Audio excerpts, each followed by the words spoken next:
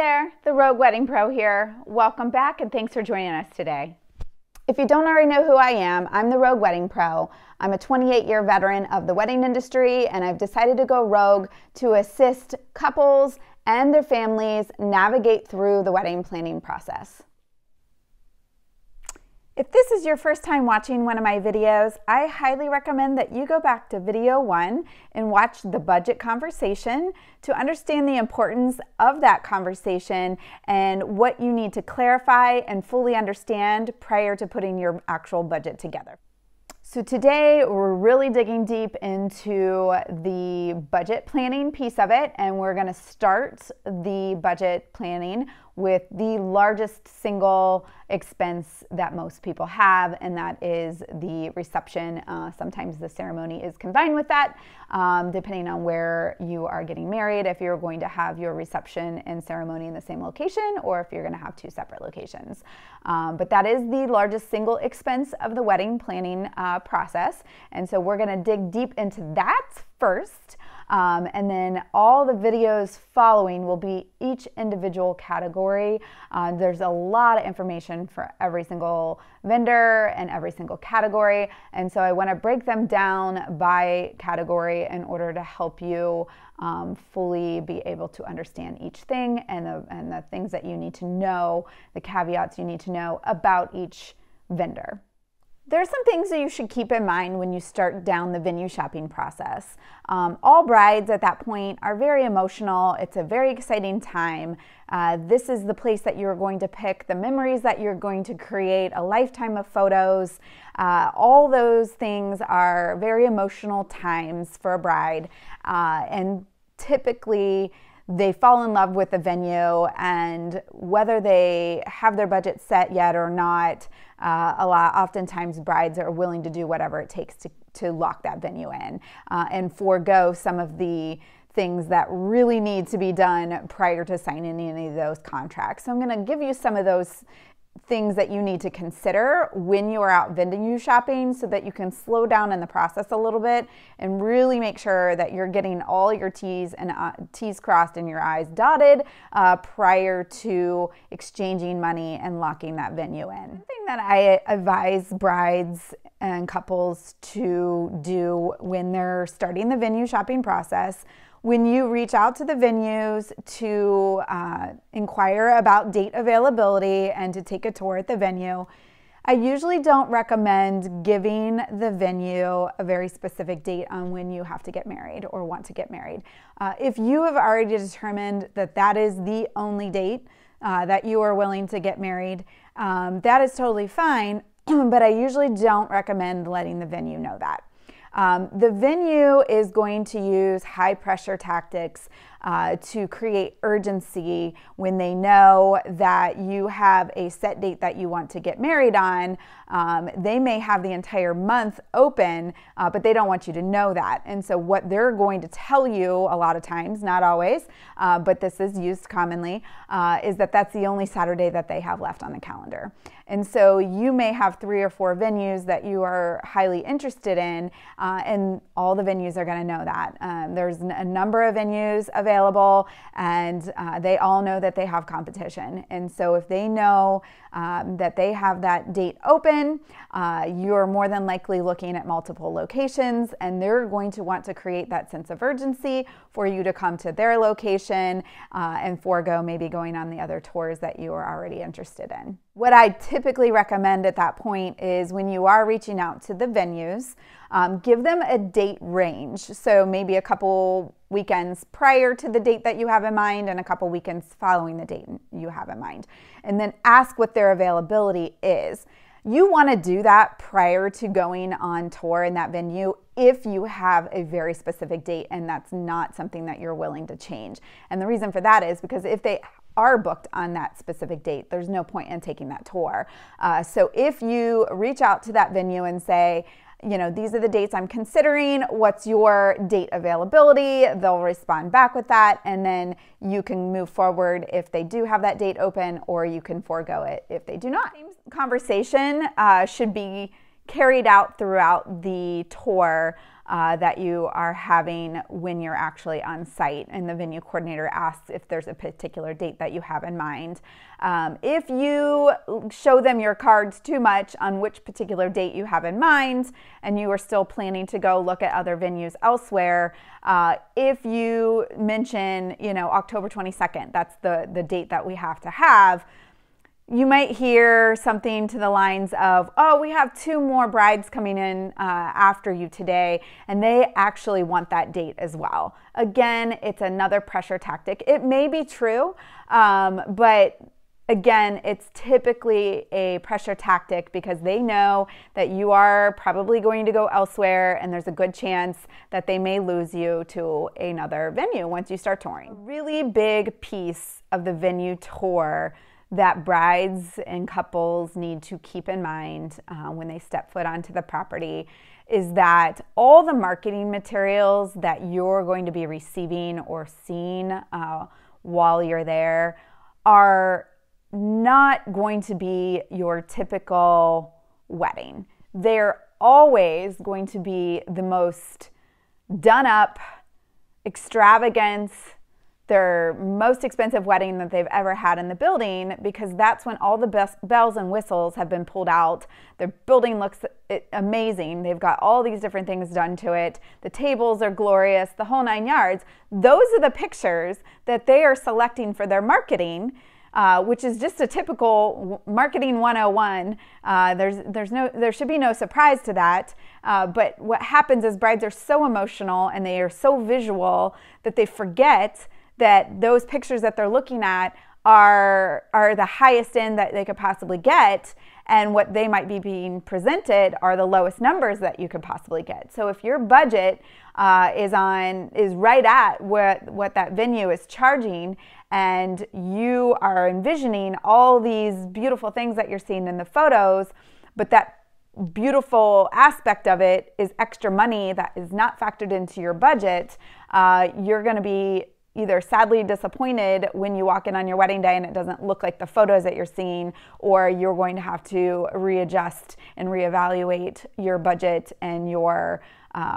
vision on what you want your venue to look like for the day, because that is, again, not what your venue is going to look like unless you are doing all those extras that you are seeing in those photos. I think because weddings are so emotional and it's such a happy time for couples, that people tend to forget that the person that is touring you through that venue is a salesperson. They're no different than any other sales industry that you happen to stumble upon, whether you're buying a house, whether you're buying a car, whatever it is. If there's a salesperson involved, their job is to sell you. And while they have you in front of them, they're going to tell you everything that you want to hear.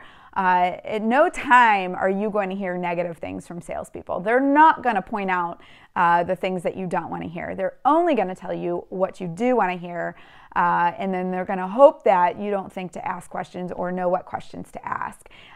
They're banking on the fact that you are emotional, that you're going to fall in love with the marketing materials, you're going to fall in love with the space, the idea of this gorgeous, happy day that they're going to help create for you, and move on. And so at that point, you may go ahead and be like, this is it. This is the place I want to have my wedding.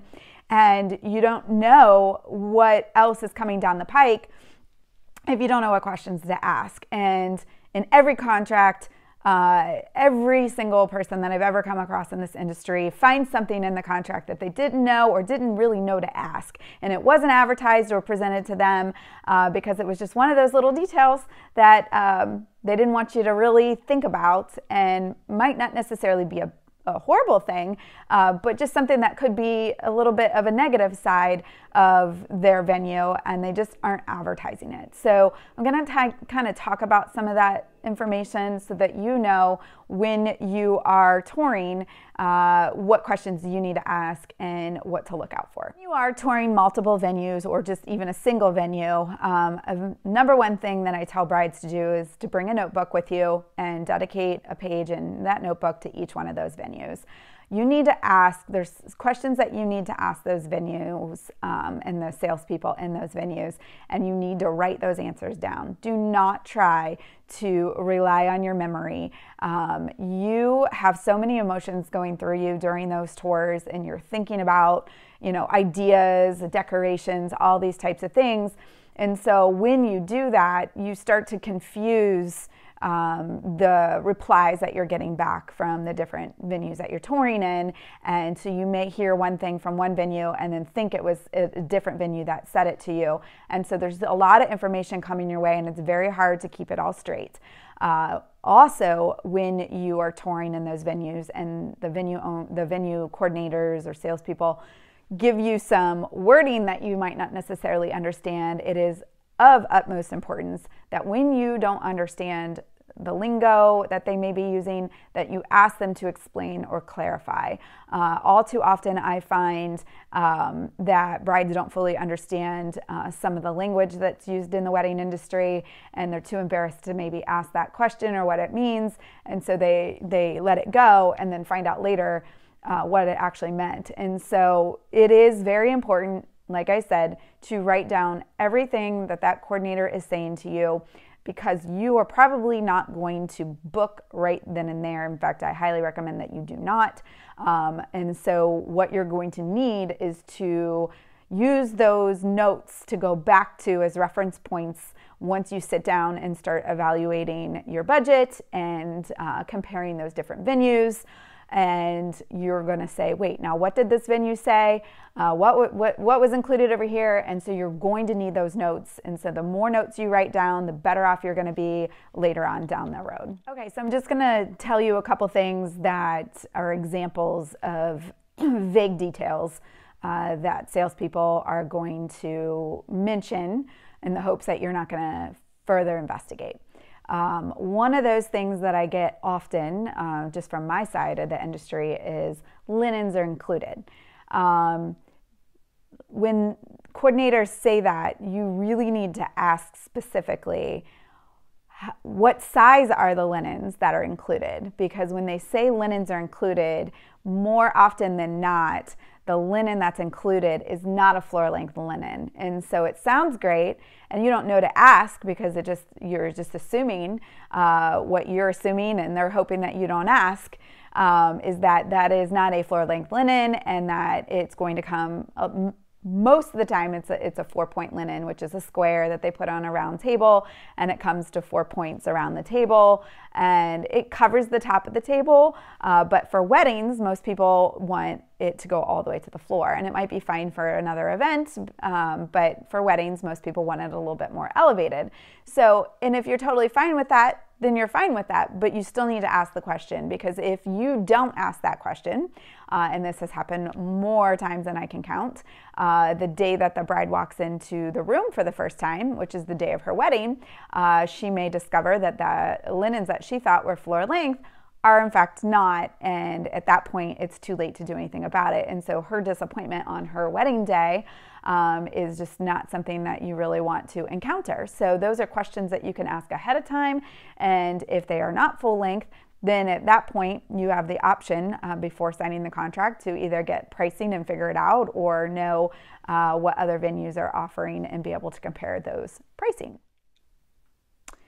So many venues are skipping over some of the details when it comes to pricing. If you're on a tour and they either have a per price or they have a food and beverage minimum, they will say, let's just say you're at a venue and they say our food and beverage minimum is $20,000. And you're thinking that sounds like a doable number. $20,000 is the minimum. That does not, by any means, say that that's what you're walking out the door for. The minimum is typically on food and beverage. The other items are usually not wrapped into that. So if you end up getting decor and other things that they don't offer, or that they may offer but aren't included in the food and beverage, you have to understand that you still have to spend that $20,000 just on the bar, the cocktail hour, and dinner that's being served. Typically what they leave out in that food and beverage minimum is after you reach that minimum, there are service fees and taxes, of course, that are added to that. So it's not really $20,000 you're walking out the door for. If $20,000 is exactly what you spend in food and beverage, you're still going to have to pay typically somewhere between an 18 and 22% service charge, which is tacked on to that food and beverage minimum. And then on top of that, there's sales tax. And there may even be other fees depending on what venue you're at and how they do things. But it's never, if $20,000 is the minimum, it's never $20,000. It's $20,000 plus 18 or 22% and plus sales tax. So you've got to be cautious because they don't usually advertise that in the tour. They just say our food and beverage minimum is $20,000. And that's like, okay, great, we can spend $20,000. But it's a little bit higher than that. And the same goes for if they have a per person rate. They may say our per person rate is $100 a person, and you may say that sounds great and think we're probably going to have around 100 people. And so in your head you think, wow, okay, that's a great doable thing. And then later down the road, as you are reading the fine details, you may realize, if they didn't mention, that they have a 120 person minimum. So if you know that your guest list is about 100 people and they have 120 minimum or more, you are going to have to make up the difference between the 100 people and the 120 that they require, typically paying for meals and whatnot that aren't going to be provided to anyone. And again, on top of that, there is going to be a 18 to 22% service fee that they didn't mention, as well as tax. So typically, the salespeople are not advertising the extras. They are only advertising the bare minimum because they want you to hear the lower number so that it's more attractive, more appealing, and a more doable thing. So it's usually after the tour and maybe some deposits have been exchanged before you get to those details and say, wait a minute, this is not what you told me, and now it's more money than we expected. As you're touring the venue, one big thing that I try to tell brides to do, and I know it's tough because it's emotional purchase. You have a certain vision in mind. This may be the venue you've been dreaming about for a long time. I usually caution brides and their families against booking the venue on the same day for a number of reasons. One, you can't really sit down and compare pricing among all the different venue options that you are considering until you sit down and you take all the pieces and parts that you need to take and put together into your budget spreadsheet and look at all those line items side by side and really make sure that what you're about to do is affordable and isn't going to strain you, and that you really understand what you're actually spending, and seeing all those costs across the board. The other piece of that is that when you are at a venue and it's maybe the second venue you've been to, maybe you have 5 on your list that you really want to see, and you're in that second venue and you start hearing things and seeing things and you fall in love with it, but you haven't even gone to the other venues yet, you may be missing out on something even better somewhere else. And so I always recommend that brides just take the tour of all of them. Even if you've maybe ruled one of them out already, you just never know what a salesperson might come up with if they feel like they can give you a discount on something to keep your business or things like that. It's better to pressure them to let them know, hey, I'm going to go check out this other venue. If they know they've got you, they're not going to negotiate with you on anything. It is going to be what it is. But if they feel like you might be walking out the door, then you have a better position to maybe get some extra discounts or something included that wasn't part of the standard package. So don't be so antsy to book it right then and there. Now I know, no matter how many times I tell people not to do that there's always going to be people that do, and that's fine, and that is your right to do so. It's just not something that I would highly recommend for, like I said before, a number of reasons. What I would say to you though, if you absolutely insist on booking a particular venue that same day, what you should not ever do is give a non-refundable deposit prior to reading the actual contract. There are venues that like to ask for a non-refundable deposit before they send you the contract because it kind of guarantees that they're going to get money out of you one way or the other. The contract is where the details are. That is where all the information that you didn't hear while you were on your tour is going to be spelled out. And so if you are reading through that contract and you catch something and you've already given them a non-refundable deposit, they don't care, because if you decide not to sign with them, they're going to keep your non-refundable deposit and there's no money off their back. They're going to book it to somebody else.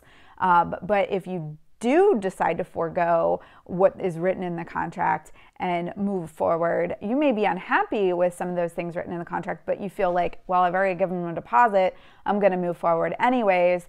And so then you're condoning the things that were not presented to you during that tour that you may be unhappy with, and there's no way of resolving it. You've already given them the deposit. What are you going to do? So what are you looking for in those contracts that you want to be cautionary about? A lot of it is in the tour when they tell you you could do things. Let's say you're touring through the venue and an idea pops into your head of something that you would like to see on your wedding day. That venue salesperson was going to say to you, oh, we can do that for you. But you don't know to ask, well, is that an extra charge? And they're not going to volunteer that information. So if it's not written in their contract that whatever they just told you they can do is free of charge or included in that contract, you will be billed for it, and there's nothing you can say. If you are touring on that venue and you have all these things that you have a verbal agreement on with that venue coordinator, by the time your wedding actually rolls around a year or so later, chances are that venue coordinator probably isn't even going to be working there anymore, and there's really no leg for you to stand on. So again, if it's not physically written in your contract, or it is written in your contract and you weren't told, those are red flags that you need to question, and I would be doing that prior to exchanging any money. If you want to book on the spot that day, I would highly recommend that you don't walk out that building and give them a dime until you've got that contract in your hand and you're reading it right there, because then you have the ability to catch whatever those discrepancies are before exchanging money and be able to walk away without having to worry about it.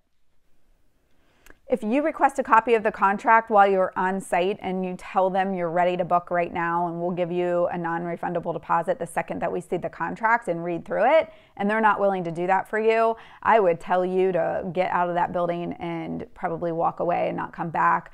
That's a huge red flag, and there's no reason why a venue should not provide you with a copy of the contract to ensure that everything that they said to you and that you have an understanding on is actually accurate before money is exchanged. So if they're not willing to do that for you, I'd say I'm not willing to give you money and I'm not willing to have my wedding here, and I would walk out the door, and I feel like you'd be very happy later on by doing that. One thing I hear a lot that brides come and tell me when they're talking about the way that their wedding reception is going to look and how their tables are going to be set and what's going to be on them. A big thing that I hear a lot of brides say is that their venue doesn't allow candles. There are plenty of venues out there that just strictly prohibit candles, whether it's a historic building, some barns, things like that, because, you know, it's fire. There's a lot of things that happen at weddings. Things get knocked over, things can happen, and so there is risk anytime that you have fire. But a lot of times I ask for their questions when they tell me that, especially if it's a venue that I'm very familiar with and work in, and I know that they do have candles. And so I further investigate by asking the bride, are you sure you can't have candles? And they say, no, you can't have open flame. So I get that all the time, and that is lingo we all use in the wedding industry that brides don't know or understand what that means, and so they take that to mean that they can't have candles. And instead of asking the venue coordinator, salesperson at that time what open flame actually means, because they don't want to be embarrassed by not knowing, they just take that assumption and think they can't have candles. So actually what open flame means is that you can't have a candle just sitting on the table or in a container without some glass container being around it. So you can have actual candles that are real, you just need to have some kind of glass container surrounding them. Glass is protecting that flame, therefore helping to prevent a terrible accident. Another thing that's written in contracts that's usually not broadcast during your tour because it can be construed as a negative are all the things you're not allowed to do for your wedding day. So glitter is one of the #1 things that most places have written in their contract, that you can't have anything brought in that contains glitter. So if you're a bride and you're touring through this venue and you have all these visions in your mind and you're not sharing those with the salesperson at that time as what everything's going to look like, and you're just falling in love with the venue and you sign the contract and you don't really pay attention to what it's saying, and in your mind you have all these decorations that involve glitter, you're going to be sadly disappointed when you get to that point of the final details meeting and discover that, oh, I can't bring glitter in, even though you've been working on it for 6 months and you have all these centerpieces that you've created covered in glitter. So those are things that, again, your venue coordinator salesperson is not going to be necessarily advertising. You're not going to be communicating at that point on those kinds of details at that early in the stage. So those are the things that, again, before you sign a contract and exchange money, you need to be combing through those contracts with fine-tooth combs to make sure that you fully understand that kind of stuff. Most places aren't going to let you attach things to their walls. Most places aren't going to let you come in at 7 o'clock in the morning and start decorating with your bridal party. Those venue coordinators that are working your wedding are going to be there till the wee hours of the evening, at night, late at night. And if you think that you are going to rally up all your friends to come in and do all this decorating so you can get your hair and makeup done at 11, you're going to be sadly mistaken when you find out that you don't have access to the building until 2 o'clock. And now you have nobody to do all your decorating. So you need to understand, again, I can't stress it enough, what those contracts state. Read through it, ask questions, make notes, and again, I know not everyone's going to listen to this advice, but I highly recommend that you just take your time, you compare all the venues side by side, and you fully understand what they're going to cost and what their limitations are, because you may be having to hire planners, you may be having to add extra time on to, your florist end if they need X amount of time to set up all these things that you have envisioned for your decor, and the florist says, I need 8 hours to get it all done, and the venue's written policy is that you can get into the room 2 hours before. That's very common. You are going to have to add money to your budget for the florist in order to have additional staff on the florist end brought in so they could get all this 8 hours worth of work done in the time frame that they're allotted. Or if there's an option for you to add time on to the venue to have extra time to be able to come in early and set up. So a lot of that information is just assumed on brides' parts. They don't know to ask the questions. Many venues, especially hotels, may book something earlier in the day and flip the room halfway. So a lot of hotels I work in, they'll have a conference or breakfast or something going on early in the morning, and when that's over, they'll come in, there's a 2-hour window, they'll flip the room, throw on all the linens. They're not accounting for your end of what needs to be done. They're only accounting for the hotel end. And so if their staff has everything set and the tables are down and the linens are on them and the dishes are set, it's not on their watch to worry about the florist or any of the other vendors that need to come in and do the decorating that you have in your mind. So that is where a lot of miscommunication happens. And that stuff is usually not discovered until it's very close to the wedding day, and all these logistics that haven't been communicated start getting put on paper. Most venues are doing your final detail walkthroughs about 30 days out. Sometimes more, but typically it's around the 30-day mark. And so that's when they start asking you those questions and you start giving them that information, and they start revealing all these things that you should have known from day one but didn't bother to read or understand or ask questions on. Since there was so much information about venues and it's such a big part of your wedding budget. I want to make sure that we were thorough when we covered all of these topics. So because of how much information there is and how long the video is, I'm going to split it up and we're going to hop over to another video to lay out and compare the different venue types, line item by line item, so you can take a look at that and cut this video for today. And like I said, we'll hop over to the other video to finish up. So if you don't already, please make sure that you like, follow, subscribe, all those things that you need to do in order to keep up with my videos and make sure that your wedding planning process is smooth, stress-free, and drama-free. Make sure you check out my website at therogueweddingpro.com, and I'll see you in the next budget video.